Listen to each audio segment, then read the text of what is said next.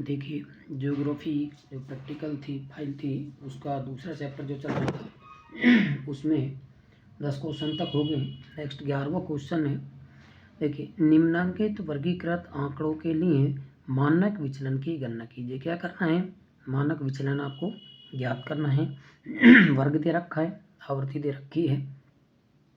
वर्ग है 0 से 5, 10 से 14, 15 से 19, 20 से 24, 25 से 29, 30 से 34, 35 से 39, 40 से 44। अगर देखा जाए तो इनका वर्ग अंतराल जो कितना है लगभग 5 आपको 4 आपको मिलेगा। आवृत्ति जो दे रखी है 2, 4, 14, 18, 22, 20, 12, 8 जो दे रखी। ठीक, अब इसके बाद बात करते हैं। देखो एक बार आप सारणी जैसे वर्ग जो है, वर्ग तो हमें से 5 से 9, 10 से 14, 15 से 19, 20 से 24, 25 से 29, 30 से 34, 35 से 39, 40 से 45 जो है। आवृत्ति जो आपको दे रखी है 2, 4, 14, 18, 22, 20, 12, 8, ये आपकी आवृत्ति जो ये है ऐसे कैसे आवृत्ति निकाल देंगे। आपने देखो पहले एक्स निकाला था। एक्स का मतलब है एक्स जो हम निकालेंगे इन दोनों संख्या वर्ग जो दे रखे हैं उन वर्गों का योग कर लेंगे और योग करने के बाद उसमें 2 का भाग देंगे। क्या आ जाएगा? एक्स आ जाएगा। 5 + 9 = 14, 2 का भाग दिया कितना आ गया? 7।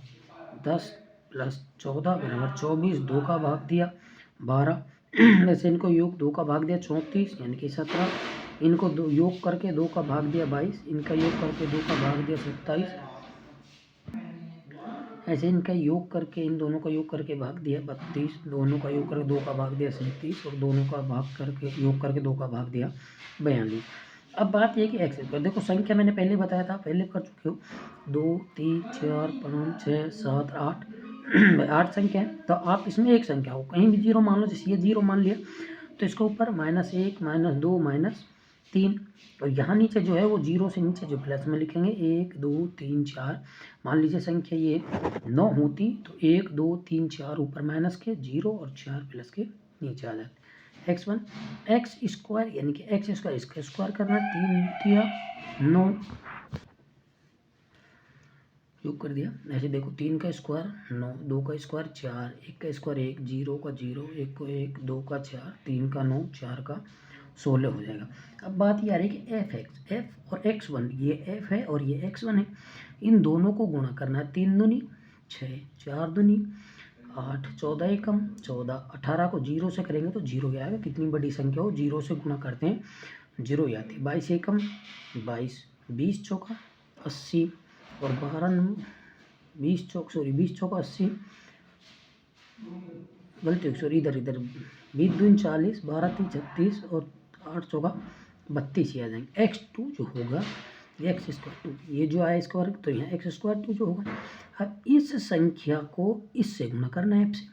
x2 जो है f से गुणा करेंगे 9 दूनी 18, 4 चौका 16, 14 एकम 14, 18 से 0 वो तो 0 ही आएगा। 22 एकम 22, 20 चौका 80 आ जाएगा। 12 नम्मा 108 और 8 16 128। इनका योग कर लो। सिग्मा fx1 का आएगा 158 और सिग्मा fx2 का आएगा 386। मानक विचलन ज्ञात करना है। i इंटू होल स्क्वायर सिग्मा fx1/n माइनस xx1/n का होल स्क्वायर। n जो है n इनकी संख्या योग जो 1, 2, 3, 4, 7, 8 इनका जो योग होगा, इनका योग होता है 100। तो इनका संख्या जो है यहाँ इनका योग जो है योग लिख लेना, योग हो जाएगा 100। आई वर्ग अंतराल मैंने पहले बताया था कितना है 4 का है। 4 इंटू xn1 यानी कि 2 जो सॉरी आगे लिख दिया, आगे पीछे कोई ना 386/100 माइनस 158/100 का होल स्क्वायर। भाग दे लिया सीधा, यहाँ दिया तो 3.86 माइनस 1.58 का होल स्क्वायर। 1.58 का होल स्क्वायर जब हम काटते हैं तो 4 इंटू 3.86 माइनस 2.85 इसका काटते हैं होल स्क्वायर तो 2.24 आता है। ठीक है 4 इंटू √3.86 माइनस 2.49 तो इसको इसमें के घटाए तो 1.37 बचा। 4 इंटू 1.37 करेंगे गुणा करेंगे तो आ जाएगा 5.48 यानी कि उत्तर इसका आ जाएगा 5.48। क्या आ जाएगा? इसका मानक विचलन आ जाएगा। ठीक है देखिए नेक्स्ट क्वेश्चन नंबर निम्नांकित आंकड़ों के लिए मानक विचलन ज्ञात करने। क्या करना? मानक विचलन ज्ञात करना। सेम वो है जैसा पिछला क्वेश्चन आपने किया था वैसे डिक्टो सेम ये है, वही संख्या है, वही वो करना है। वर्ग है 10 से 20, 20 से 30, 30 से 40, 40 से 50, 50 से 60, 60 से 70, 70 से 80। आवृत्ति है 9, 12, 14, 18, 16, 12, 8। वर्ग है, देखो वर्ग जो है वो वैसे उतार लेंगे 10 से 20, 20 से 30, 30 से 40, 40 से 50, 50 से 60, 60 से 70, 70 से 80। एफ आवृत्ति है, आवृत्ति जैसे 9, 12, 14, 18, 16, 12, 8। ठीक है, इस आवृत्ति संख्या का योग कर लेंगे, आवृत्ति का योग होगा 89, 89 इसका योग हो जाएगा। अब देखो जैसे x निकालना, मैंने पहले ही बताया था, x निकालने का मतलब वर्ग जो है इसका योग करो दोनों का और 2 का भाग। 10 और 20 30, 2 का भाग दिया 15, 30 और 20 50, 2 का भाग दिया 25। ऐसे दोनों का योग किया, 2 का भाग दिया 35, इन दोनों का योग किया, 2 का भाग दिया 45, इन दोनों का योग किया, 2 का भाग दिया 55, इन दोनों का योग किया, 2 का भाग दिया 65, इन दोनों का योग किया, 2 का भाग दिया 75 आ जाएगा। ठीक है, x1, अब x1 की एक अब साग संख्या मैंने पहले बताया था, गिन लो। देखो 1 2 3 4 5 6 7 है, 7 है तो 3 ऊपर छोड़ दो, 3 नीचे, बीच में लिख दो 0, इसको बीच में 0 लेते, बीच में मान लेते तो -3 -2 -1, और यहाँ 1 2 3 ऐसे संख्या जो है उसे लिख देंगे। बाकी ये संख्या आप लिखते हो ना 3 4 1 2, इससे कोई फर्क नहीं पड़ता, ये चाहे आप ऊपर से -1 2 3 लिखते जाओ या यहाँ से 1 2 3 ऐसे लिख लो, कहीं से भी लिख लो, कोई फर्क नहीं पड़ता, क्योंकि आगे जो योग आएगा वो सेम होकर सेम आता है, उससे कोई फर्क नहीं पड़ता। इससे ये तो 0 मानते हम बीच में, चाहे हो सकता है मान लीजिए ऊपर 4 मान लो नीचे 3 मान लो, उससे कोई फर्क नहीं पड़ता। ठीक है, x1 स्क्वायर, भाई x1 जो है इसका होल स्क्वायर करना, 1 का स्क्वायर 1 हो जाएगा, 2 का स्क्वायर 4 होगा, 3 का 9 होगा, 0 का 0, फिर वही 1 का 1, 2 का 4, 3 का 9 हो जाएगा। ठीक है, ये यहाँ तक आपने निकाल लिया। उसके बाद है fx1, यानी कि f आवृत्ति को x1 जो है इससे गुना करना है, यानी कि 9 × 1 किया तो 9। ध्यान रखना माइनस का कोई फर्क नहीं पड़ेगा, इसमें माइनस प्लस गुणा करोगे तो प्लस में लिखो। ठीक है, 9 1 किया तो 9 × 9, 12 को 2 से किया 12 दूनी 24, 14 को 3 से किया 14 3 42, 18 को 0 से किया तो 0, 16 को 1 से किया तो 16, 12 को 2 से किया तो 24, 8 को 3 से किया तो वही 24 आएगा। ठीक है, सिग्मा fx1 जो इसका योग कर लो 139 139 आ जाएगा। अब उनको निकालना है फिर दोबारा fx²2। ठीक है, fx²2 यानी कि ये जो है आपको fx जो आया था, ये स्क्वायर जो किया था, ये 2 वाला जो है, तो आवृत्ति को कुछ से गुना कर लेंगे f² वाला से। तो देखिए 9 को 1 से करेंगे तो 9 आया, 12 को 4 से करेंगे तो 48, 14 को 3 से करेंगे तो 14 को 9 से करेंगे तो 126, उसके बाद 18 को 0 से करेंगे तो 0 ही आएगा।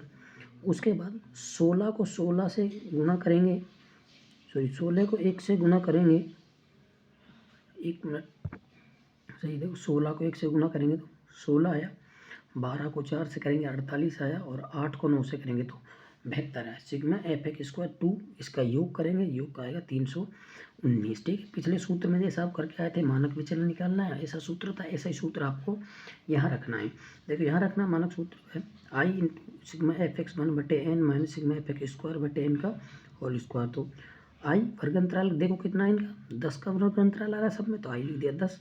उसके बाद सिग्मा fx1 जो है 339 बटे योग कितना था 89 माइनस 319 fx²2 का 319 बटे 89 का होल स्क्वायर, 10 इंटू इसमें भाग दिले 139 में से 1.56 माइनस इसका 89 का 319 में दिया तो 3.58 का square, 10 into whole square 1.56 minus इसमें जब होल स्क्वायर इसका 358, उसका रूट जो काट देते हैं भाई, इसका रूट इसका यहाँ से रूट हट जाएगा, ये बाहर रह जाएगी। ठीक है, 10 इंटू 2.02, यानी कि इन दोनों को आप जब घटाएंगे तो 2.2 आ जाएगा।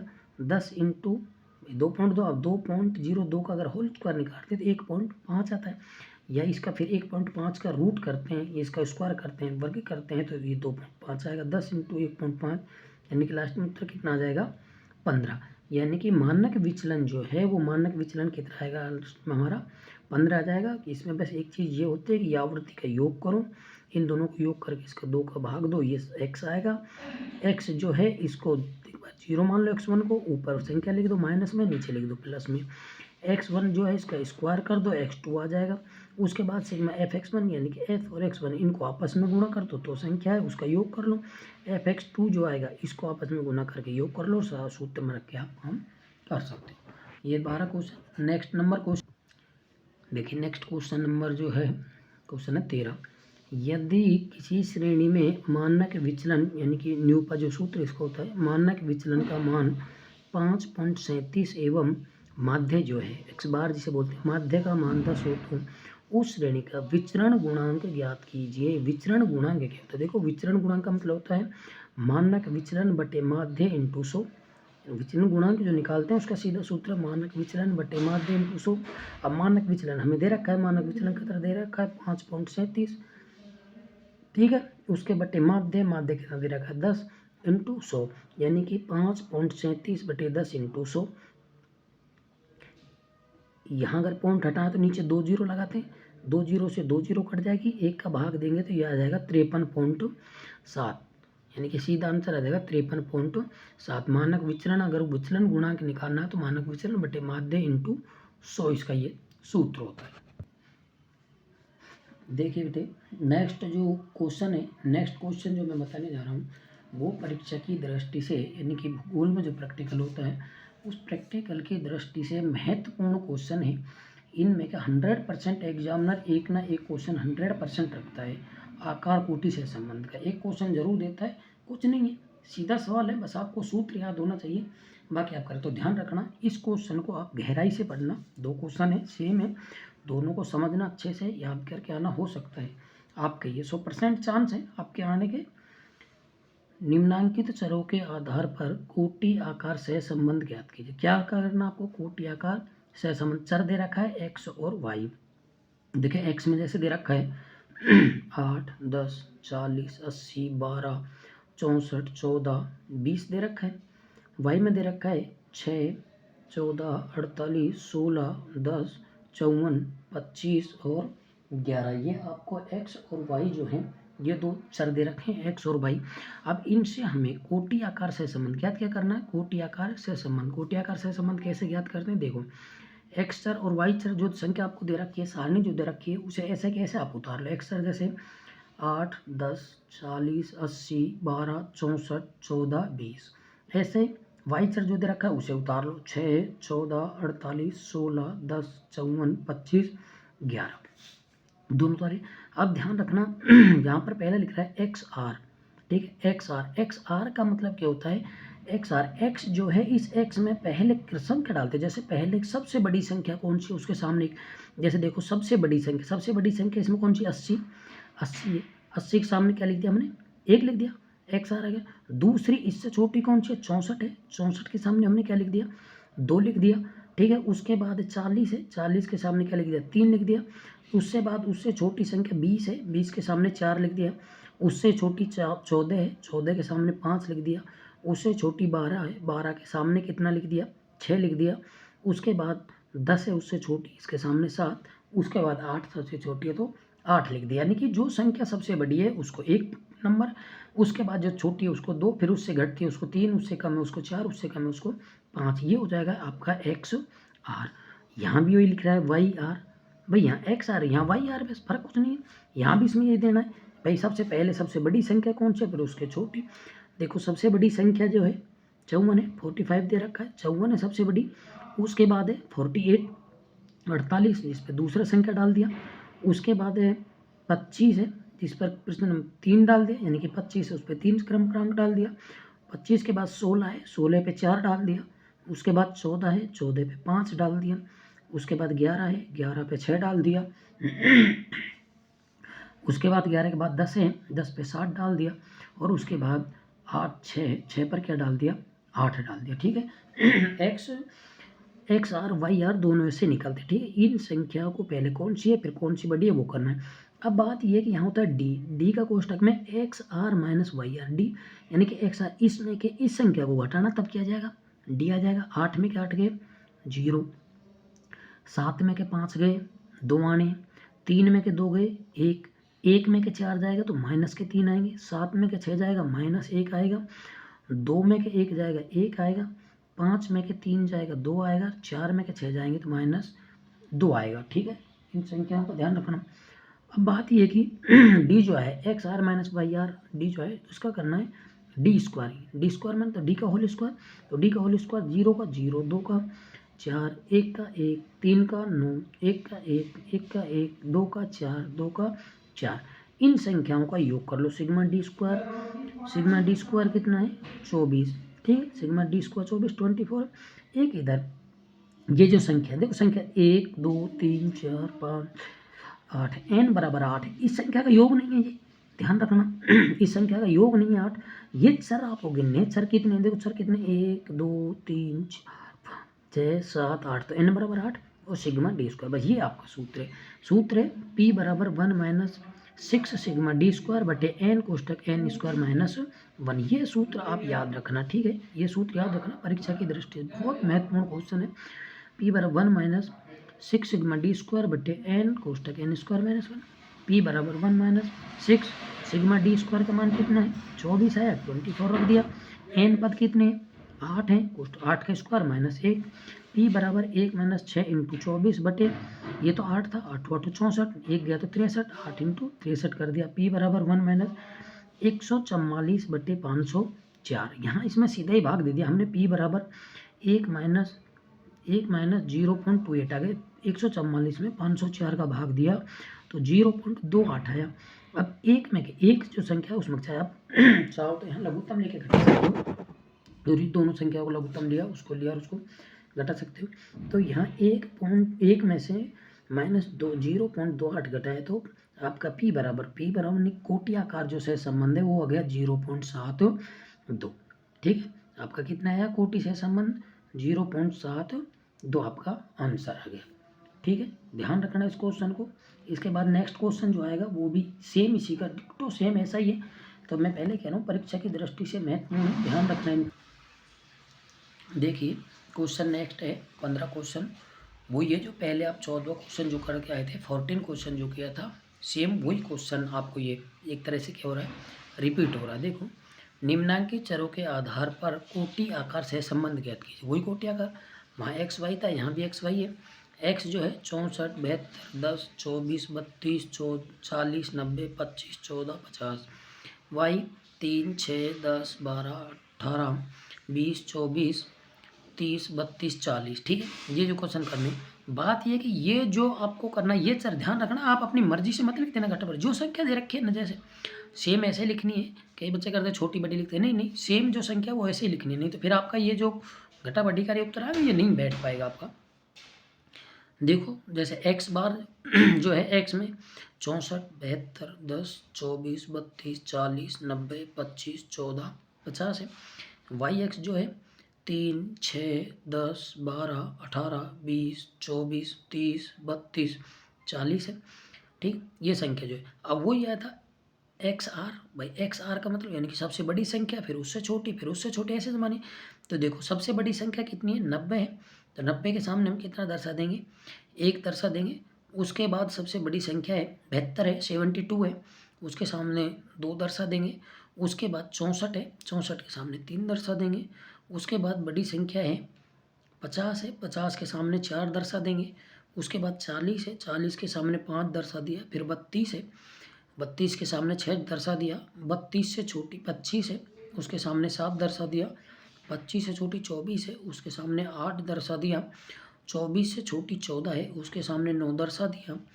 और उससे छोटी 10 है, 10 के सामने 10 दर्शा दिया। ठीक है, अब ऐसे ही वाई आर चर आएगा, वाई और आर जो वाई आर चर आएगा, तो वाई आर में देखो सबसे बड़ी संख्या कौन सी है, वाई में देखना, वाई चर में सबसे बड़ी संख्या है लगभग 40, 40 के 1, उसके बाद 32, 32 के 2, उसके बाद 30 है, उससे छोटी तो 3 दर्शा दिया। 30 से छोटी 24 है, 24 पर 4 दर्शा दिया। उसके बाद 20 है, उस पर 5 दर्शा दिया। फिर 18 है, फिर 6 दर्शा दिया। 12 है, 7 दर्शा दिया। 10 है, उस पर 8 दर्शा दिया। उससे छोटी 6 है तो 9 दर्शा दिया। उससे छोटी 3 है तो 10 दर्शा। ये तो लगभग ऐसे हो गई ना, नीचे से भाई, नीचे से ऊपर से क्या है एक तरह से घटते हुए क्रम में, सॉरी बढ़ते हुए क्रम में हो गई। तो इनकी तो सीधी नीचे से 1 2 3 4 5 सीधा आ जाएगा। ठीक है। अब डी निकालना मैंने कही था, डी निकालने का मतलब है X R minus Y R. भाई डी आपको निकालना है तो X R minus Y R. अब देखो 3 में के 10 गया तो -7, 2 में के 9 गया तो -7, 10 में के 8 गया तो 2, 8 में के 7 गया तो 1, 6 में के 6 गया 0, 5 में के 5 तो 0, 1 में के 4 गया तो -3, यहाँ माइनस लिख लेना, 7 में के 3 गया तो 4, 9 में के 2 गया तो 7, 4 में के 1 गया तो 3। ठीक है। अब इनका डी स्क्वायर, भाई डी तो निकालना आ गया ना आपसे, डी का मतलब है एक्स आर और वाई आर को घटा लो आपस में। ठीक है। डी स्क्वायर करना है 7 49, फिर ये भी 7 49, 2 दूनी 4, 1 1 में 0 का 0 ही आएगा, 3 तिया 9, 4 चौका 16, 7 49 और 3 तिया 9।